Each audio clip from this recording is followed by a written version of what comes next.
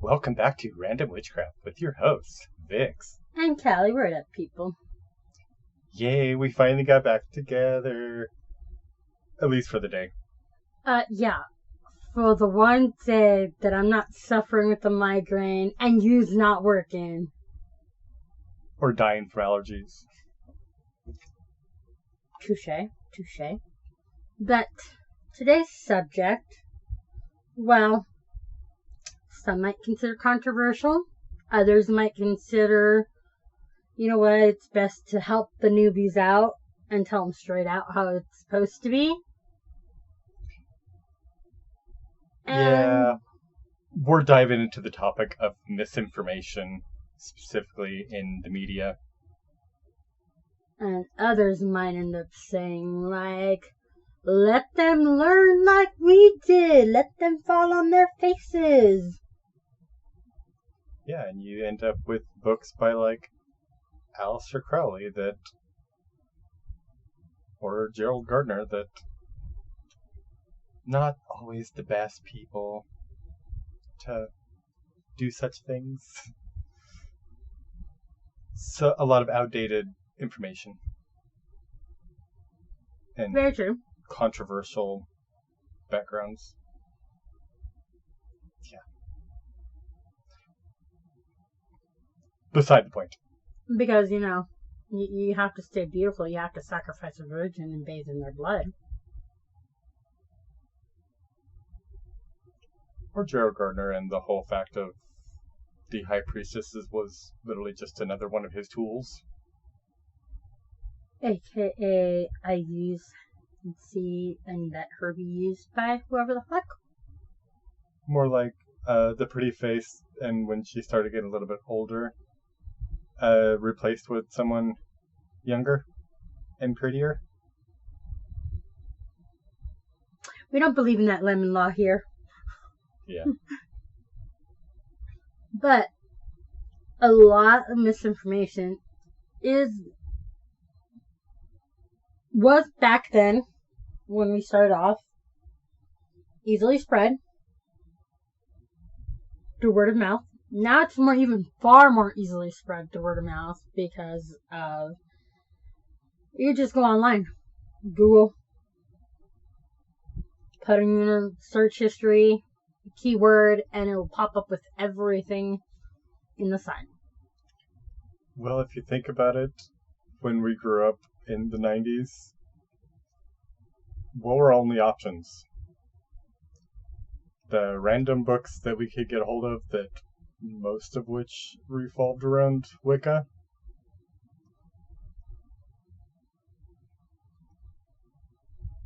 Raymond Buckland.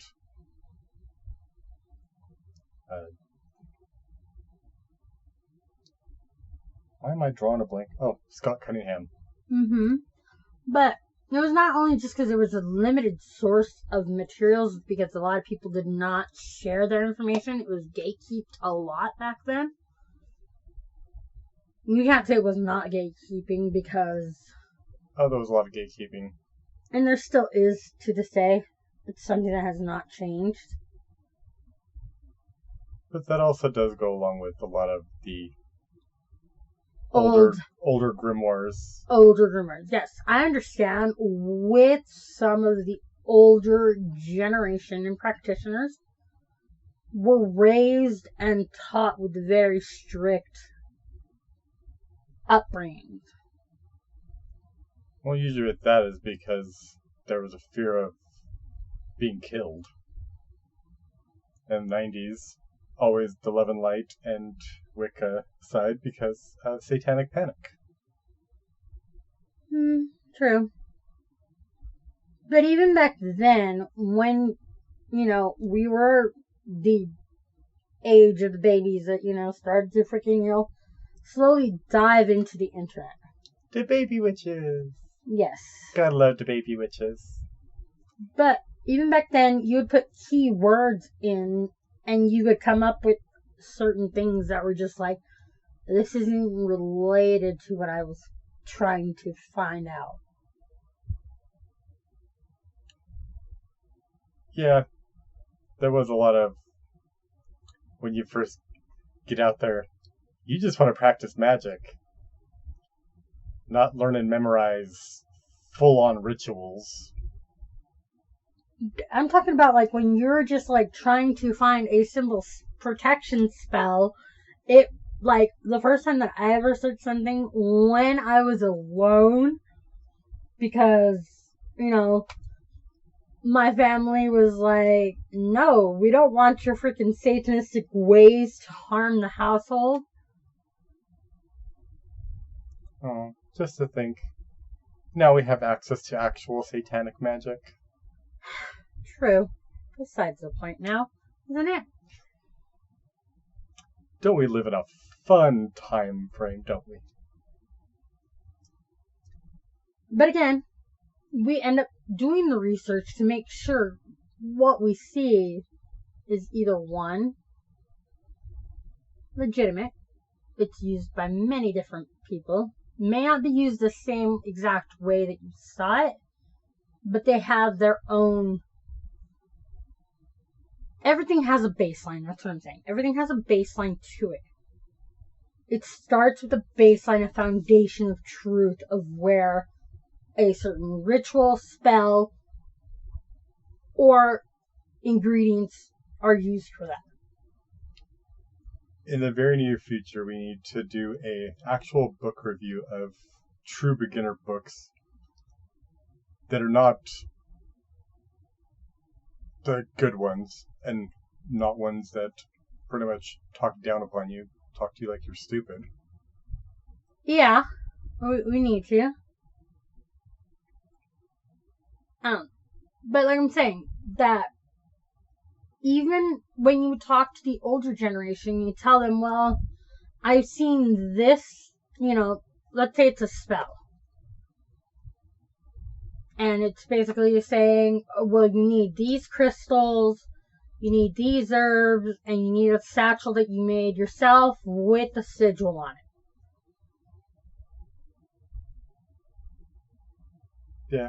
They also don't tell you that you can actually work, if you don't have that crystal or that herb, you can actually work with the spirits without having to physically have the item. That's another thing that older generations have handed down some of their wisdom, but some of the newer generations go into the strict mode of if you don't have it, your spell won't work. That's just the gatekeeping side. I'm just saying, like, even some of the older ones even go with that mindset of, well, if you didn't end up practicing or getting ready for this ritual before you did it or spell, you didn't put your whole intention in this, and it's not going to work. They've probably never met a true Southern cunning practitioner, or one of the practices like the granny magic. That's true. Or folk magic.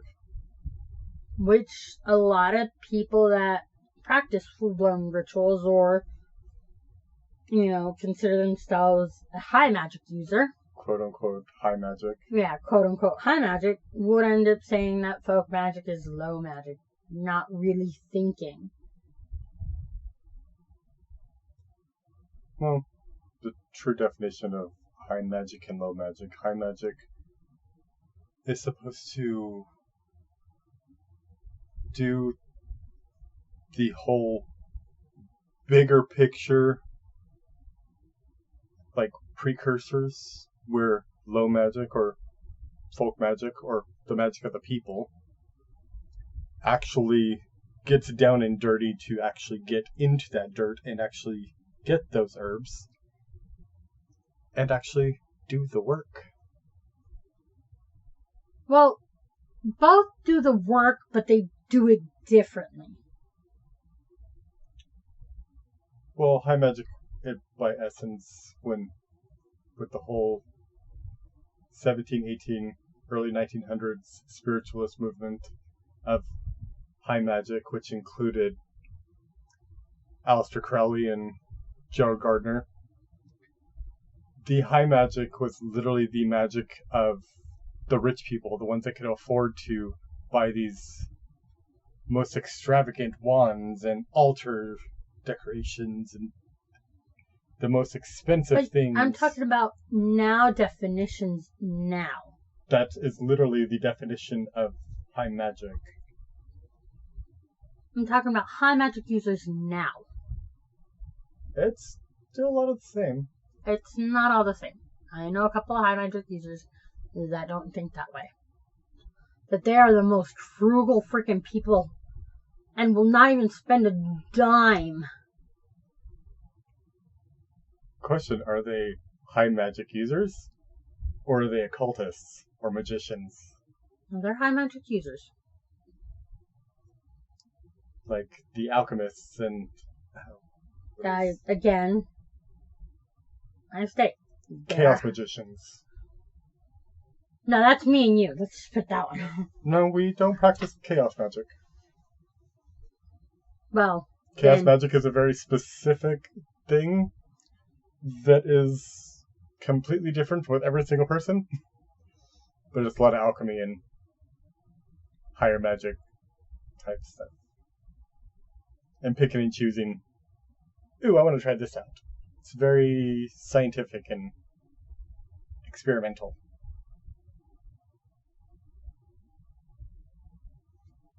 From what I understand of it. Just because we're chaotic witches. Not to be confused with the chaotic witch aunt. We have yet to meet her. Yet. Because I know you've been manifesting that one for a while in your little brain.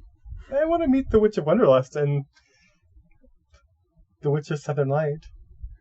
I just want to meet Eli. And Baynex Brem. And Eli Rowe. But actually, I think Eli would probably be the easiest one because she actually lives in the state. You think? And the Witch of Wonderlust had to go back to Colorado. It's just longer of a drive. And we'd probably creep her out.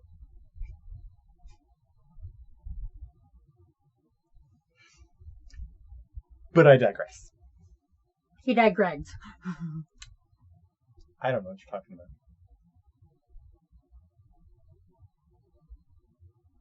about. And I'm ready to be sacrificed to a god. Well, you have prayed to the porcelain god quite a few times in your lifetime. I'm not talking about that god. Now, let's move on to the next part.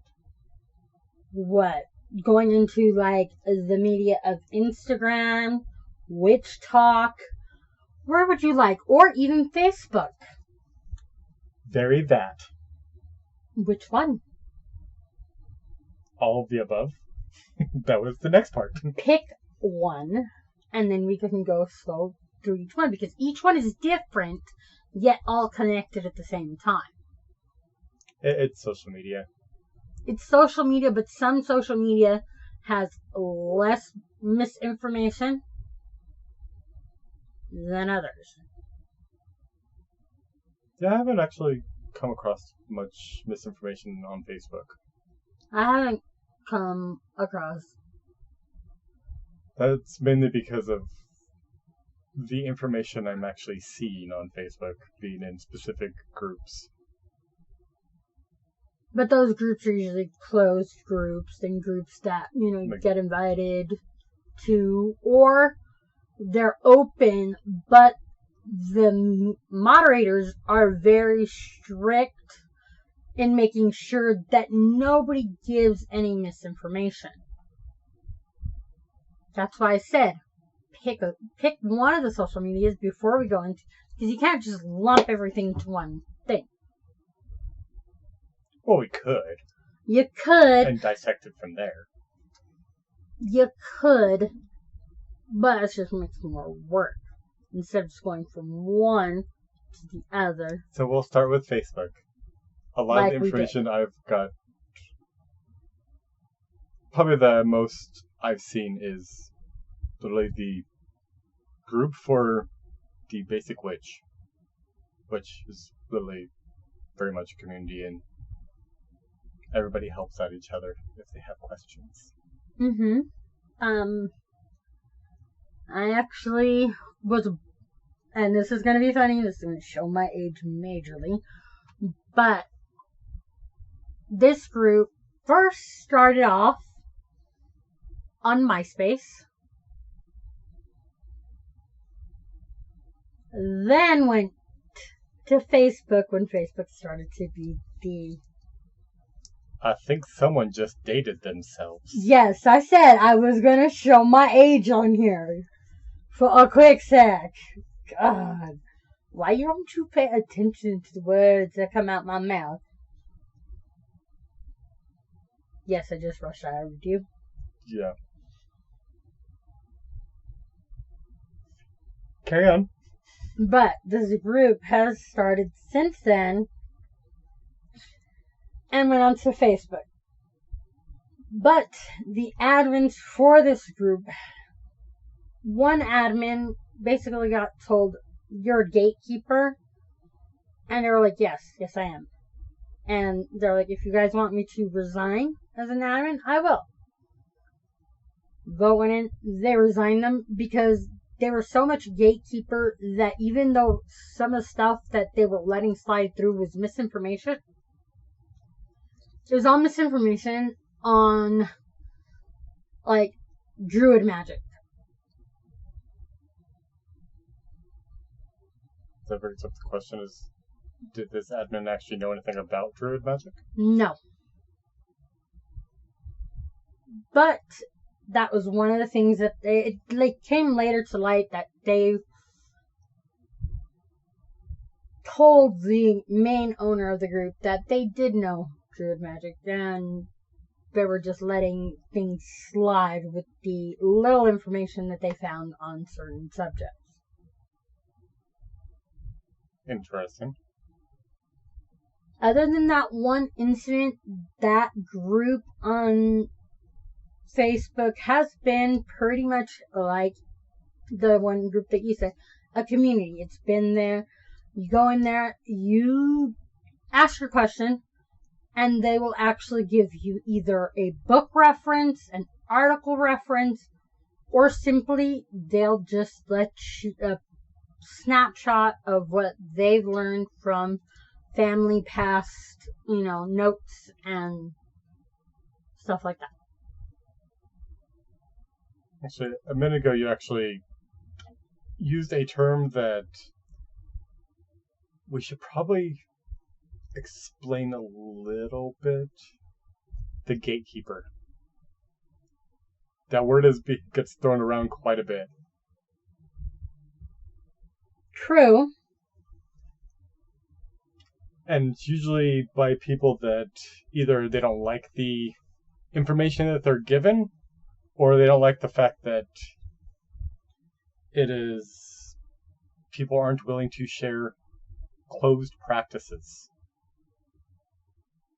Like, there's that way, and depending on the closed practice, the gatekeeper is considered the person out of the practice or the coven. Just people calling people gatekeeper. Oh, just yes. Willy-nilly, like they don't like the information that they were given. Yeah. Usually very limited on a slight explanation on a close practice that they actually can divulge. Specifically, close practices are initiation based. You don't learn it unless you're initiated. Not saying that all of the information is closed. There's bits and pieces, but you don't learn it unless you're actually in that practice. It's like just because you read a book doesn't make you a mumbo.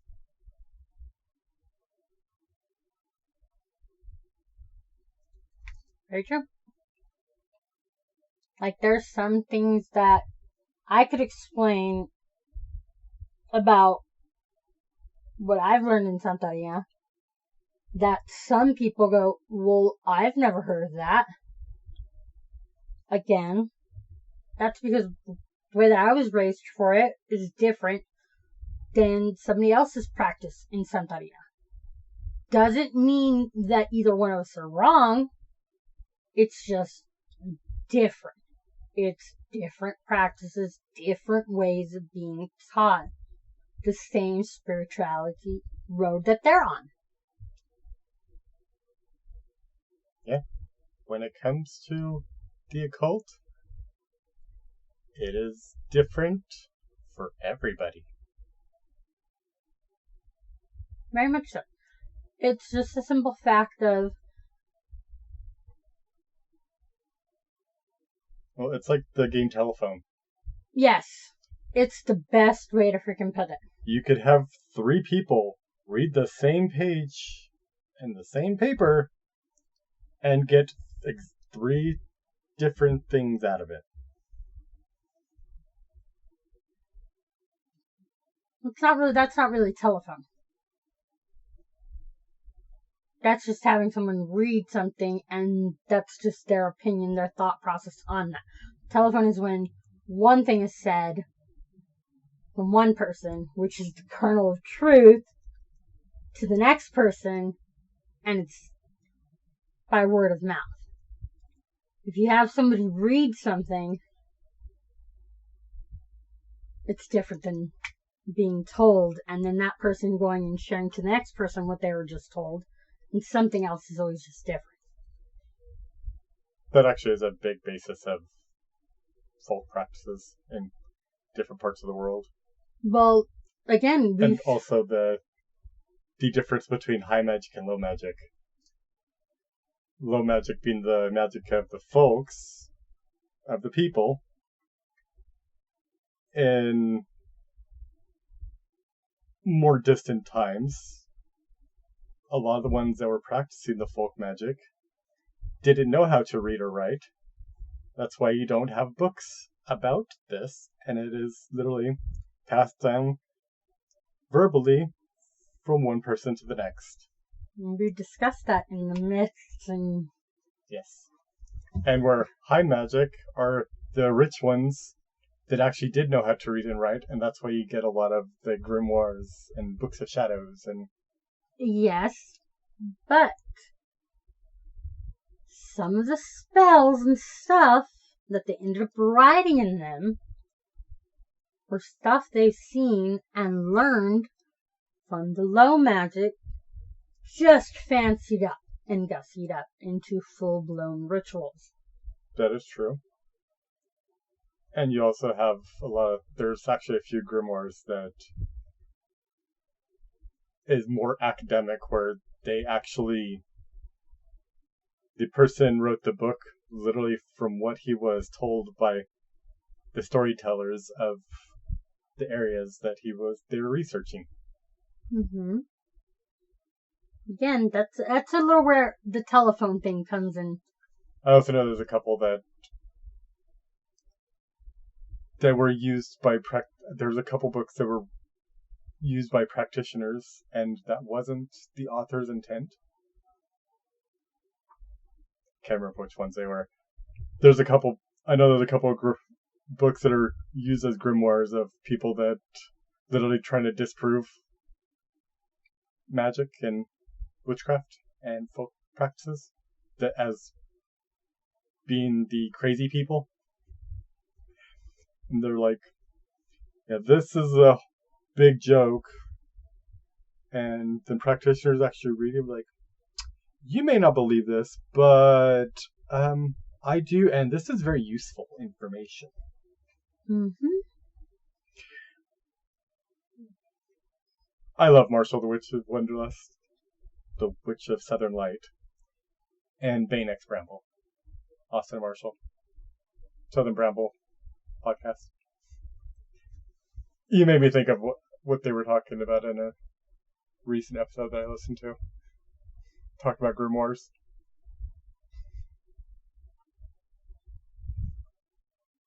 Yes. Well, if you think about it, folk magic is based on... A lot of folk magic is based on a lot of folklore. You don't say there, darling.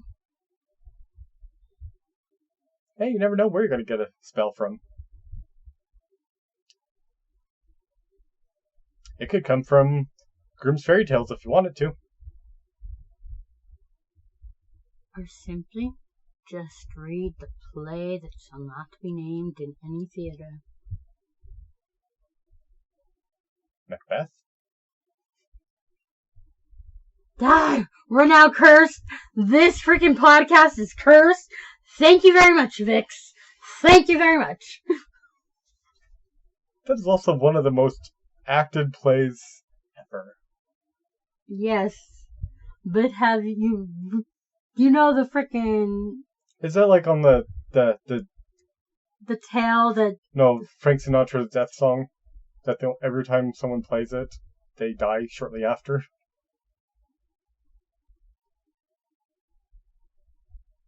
No, because You can check that out later. There is a specific song that every time that someone plays it, they tend to die shortly after. And watch, it's probably one of those songs that I like listening from it. And I have, yeah. Oh, it's a popular song. Hey, you can do some research. You like to digress these freaking off the cuff ones a little much. But, yes. Because of the freaking... Now, let's move on to Instagram. On Instagram, you do get a lot of the... You do have some legit people that go on Instagram, share, end up, trying to, give that information out. A lot of people that have written books, their main media way to talk to people is Instagram. They have Facebook, they don't really hop onto there. They said, When it comes to like Instagram, you have pretty much 3 avenues. You have the actual practitioners that know what they're talking about and they give information. Especially with actual legitimate sources that they've actually learned, and they usually cite the sources. You have the ones that are just aesthetic, because it looks pretty. Mm-hmm. And trying to make everything look pretty and so they can be Instagram famous. And then you have the ones that share their UPGs.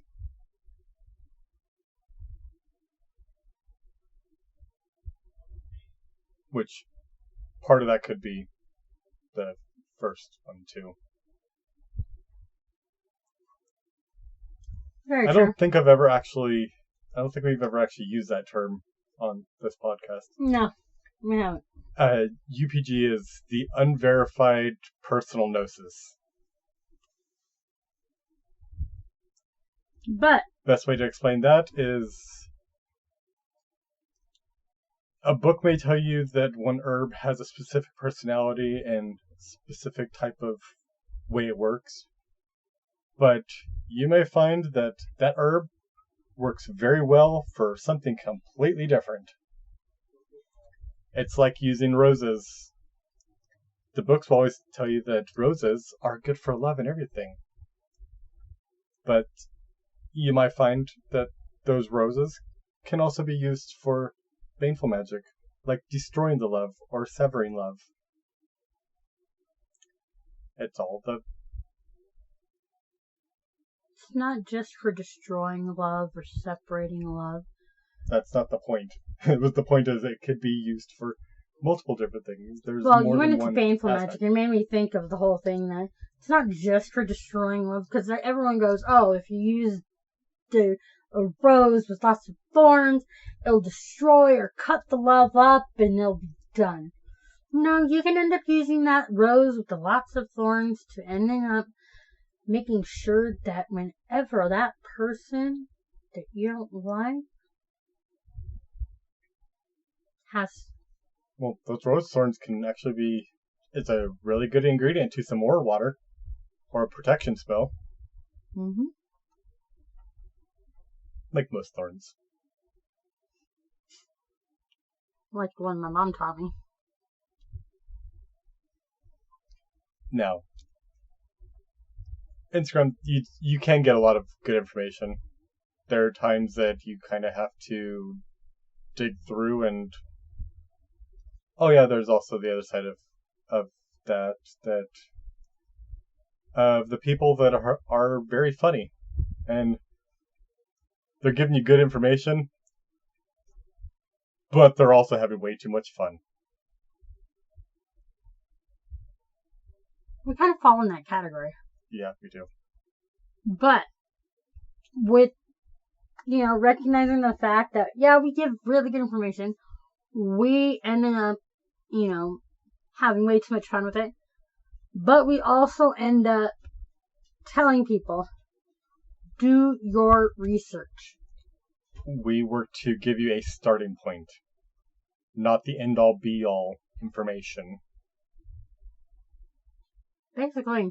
And that's why I always advocate on the do your research, get out there, ask questions, go to your local metaphysical shop, ask your questions, say, hey, I heard this from somebody. I want to know what's your point of view, or is it correct, or do you know if it's different in any way? And not funny, if you're going to your metaphysical shop, you never know, you might end up in a very good conversation and learn quite a bit, and they may learn quite a bit from you too. Because just because you're a newcomer doesn't mean you don't have information. And you might have information that a seasoned practitioner doesn't know. And it gives them a little oomph in a direction to do more research. Are you talking about that time that we went to the one that we told the lady that gets the herbs on? Yeah, we may be practitioners, but doesn't mean we know everything.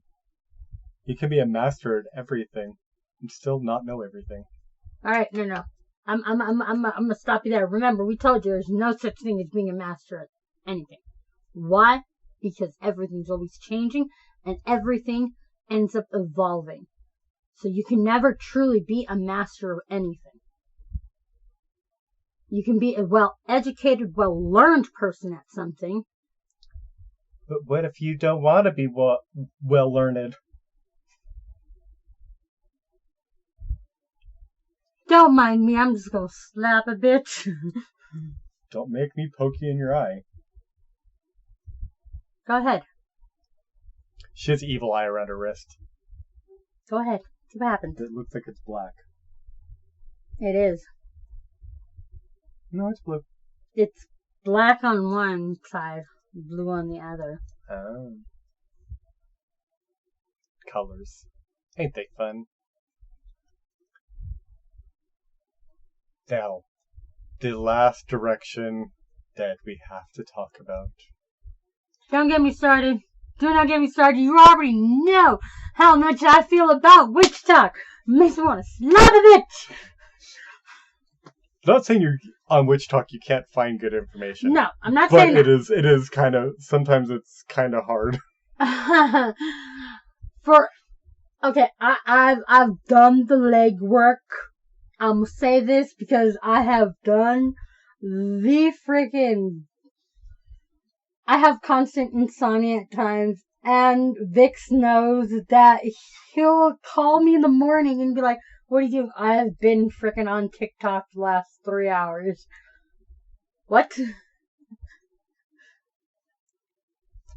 The main reason why I decided to go with TikTok last, because I actually seen a video this morning that kind of irked me a little bit, of a guy behind a camera with a girl in front talking about her being the most powerful witch in North America. because she practices black, white, and red magic.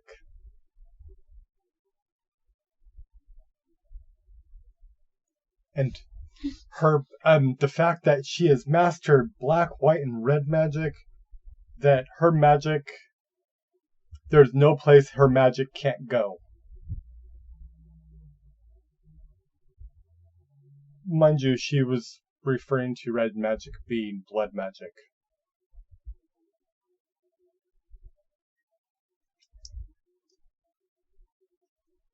I was like, what? What?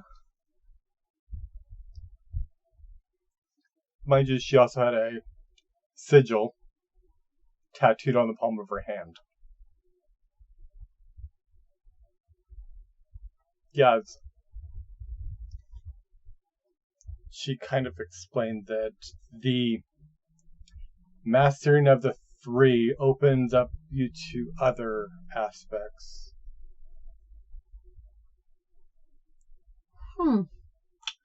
Let me see. Let me think about this. Yeah. Personally, I've never come across anyone that referred to blood magic as red magic. Without giving details, I actually know quite a bit about blood magic.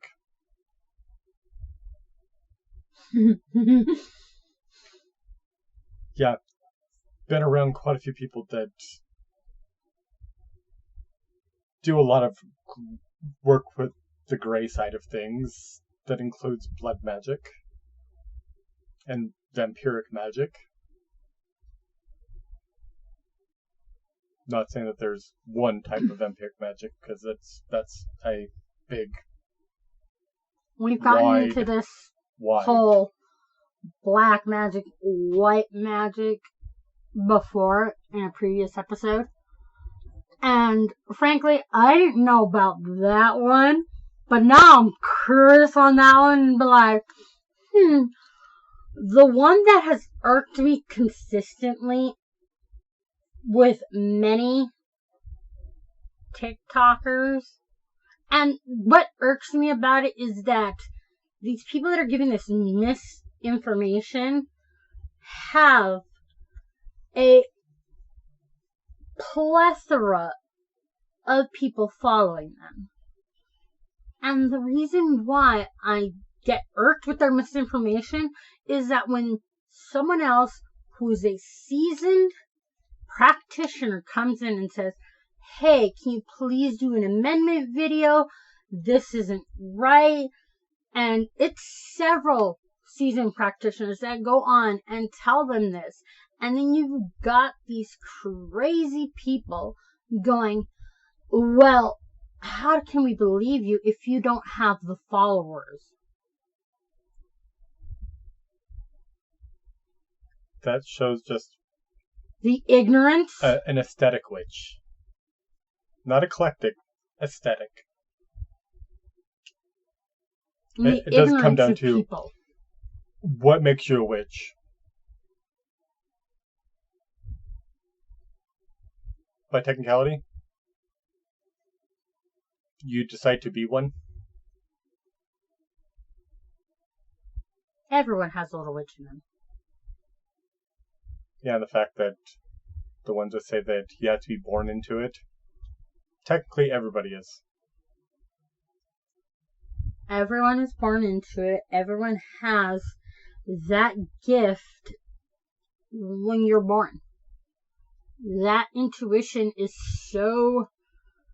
Why do you think some babies cry when you're trying to hand them off to people? Or like, you got that like one uncle that's always giving you the creeps, and the new baby is trying, he's trying to hold that new baby, and that baby just goes crazy. Intuition. That baby knows something's wrong. That person doesn't have the right intention. The fact that we are of spirit.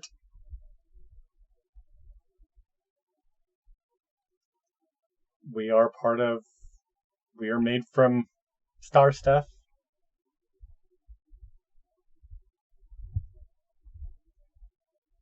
Yeah,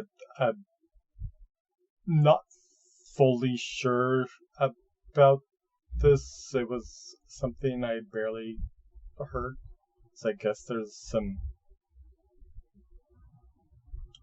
controversial things about the whole starseed. Yeah. And separation. Yeah.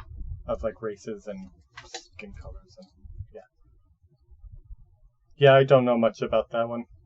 We'd have to do some research on it to get back into it, but it's just that. If we get enough information about it, we'll do an extra episode just to explain that one. But that's if we get enough information. The thing is that we're all with this intuition, this moral compass on the inside. Because regardless, everyone has morals. Whether they are... Everybody has their own personal ethics and morals. Yes. What is taboo from one witch can be perfectly fine to others. Like necromancy. Even though by technicality, if you're working with spirits, it's necromancy. Whether you be Catholic witch, Christian witch, Santerian, you work with saints, they are spirits, technically it's necromancy. Not as creepy as, or scary as people think it is.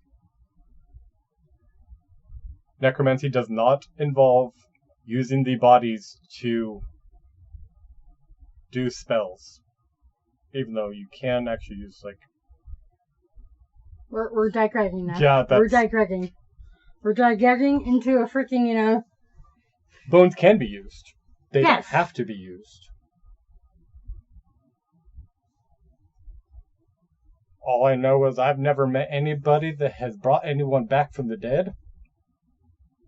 Well, according to many, many, many people, we have happy, zombie Jesus Day. True. That brings me another thing. The true stories about zombies. We should do that one of these days. Oh my goodness, that's not... Yeah. That'd be a fun topic. But it would be a topic of an outsider looking in type situation.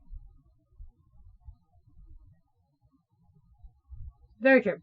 But, getting back to witch talk and all of that wonderfulness, I find it quite ignorant of some of these people getting on and being a keyboard warrior, a flippin' cyberbully. Trolls.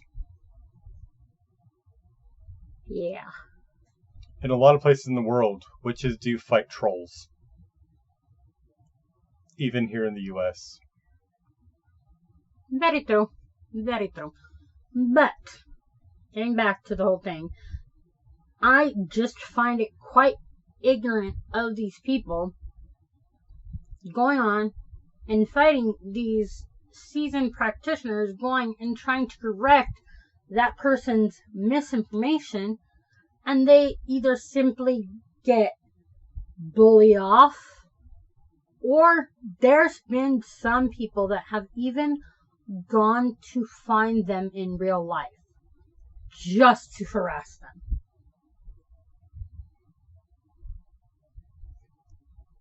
Yeah, there's a lot of places you don't want to try to do that. Like in the South. When you're in the South, on someone's land, you better make yourself known, because otherwise you might not walk off that land alive. This recent person that,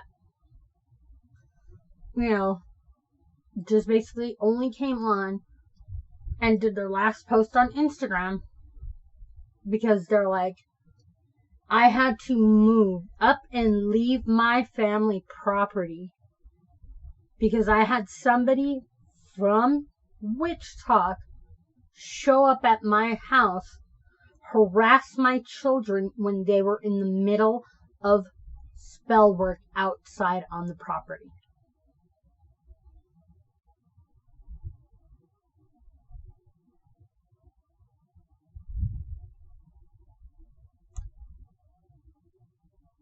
It's a very interesting time we live in.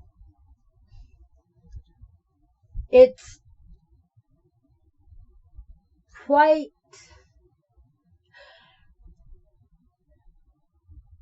it's interesting, but it's also Actually, I think the Witch of Wonderlust has actually mentioned someone's actually showed up to her house.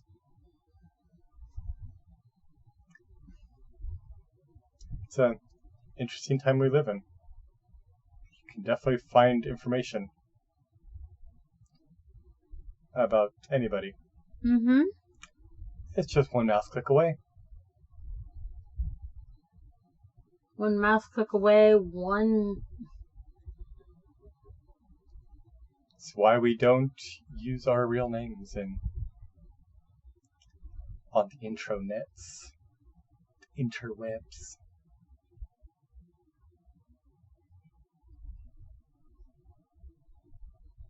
There's a reason why we have our aliases and all of our other social media connected with this podcast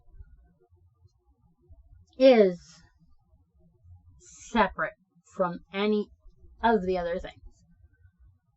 I and Vix can attest to this one. I was being harassed by a gentleman when I first started the Instagram. Non-stop. I blocked them several times, different accounts, and it was just... People can be creepy.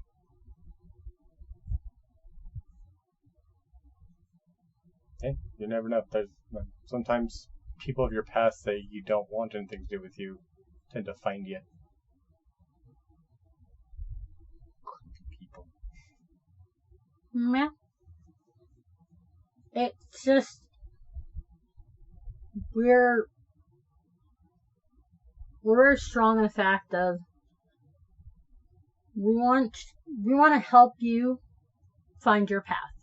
Your path, like I said, your path. What you are interested. It's your path. It is your magic. It is your practice. It's not mine. It's not mine. It's not Callie's. It's yours. You may get an idea of something, and we will share information. Like we constantly say, email us. Send us a message through the Instagram. We will answer what you need information-wise. Yeah. We'd love to hear from you. But we also will encourage you to get out there and find more information from other sources. Yeah, the best information you could ever get from us.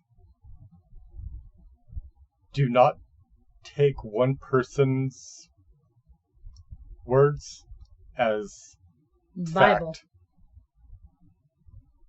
It's not the truth. It's not fact. It hasn't, they're not the great messiah of freaking the craft. Always find different aspects. You might learn some things. You might learn that some people are just full of shit. Take whatever anybody says with a grain of salt, including our words. Yes. Always do your research. And if something doesn't seem right, it's probably not. Call bullshit. And if they get pissed off because you're calling bullshit, well then, you know it's factual that it is bullshit. Because someone that goes, hey, I don't think your information was right, and they get pissed off, red flag, motherfucker. Yeah. But if they go, okay, well, tell me why you feel my information is wrong. Learning opportunity. They want to learn what you found out so that information gets corrected. And it could be a good way to open up communication and conversation, and you can learn from each other. And your smaller group will grow. It's like science. Do the practice. Learn from it. If this works, this works. If you find something that didn't work quite right, change it up. Try it again. Don't ever, my advice to you guys, besides doing your research and being an advocate person on, never think you've mastered something, because you haven't. There's always someone out there that has a different point of view, a different outlook on something that can involve your outlook. Always keep learning. The other advice I have, do not let your fears stop you from trying something new. Sometimes you got to step out of your comfort zone for you to grow. And something that I'll admit here. If you feel like you've mastered something, you've already failed. One thing Vix can agree here or disagree. I am the type of person that would talk, no problem, one-on-one with somebody. Doing this podcast has pushed me out of my comfort zone. Why? Because I tend to get nervous on information because I'm that very OCD. My information has to be correct. Yes, fun next step. YouTube. Big fat chance on that one. You already know how I feel about, like, my face being out there. I'll get her on YouTube eventually. Unless I'm drunk. Tipsy Tarot. Yes. Let's speed up my illness. Yeah, that's a Witch of Wonderlust thing. The Tipsy Tarot.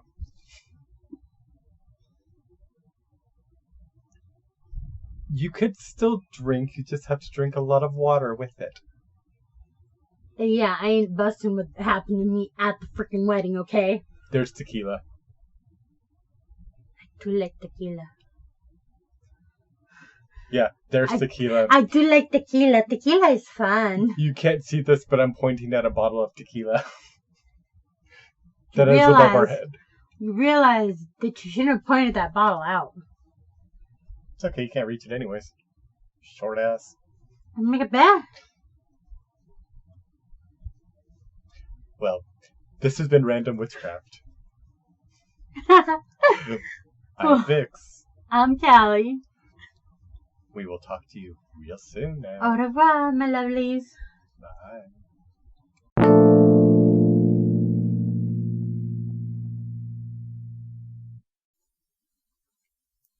Just one more thing before we sign off for the day. If you would like to send us any comments, concerns, or any questions, or if you would like to support this podcast, or for any future endeavors, click the links below. Thank you.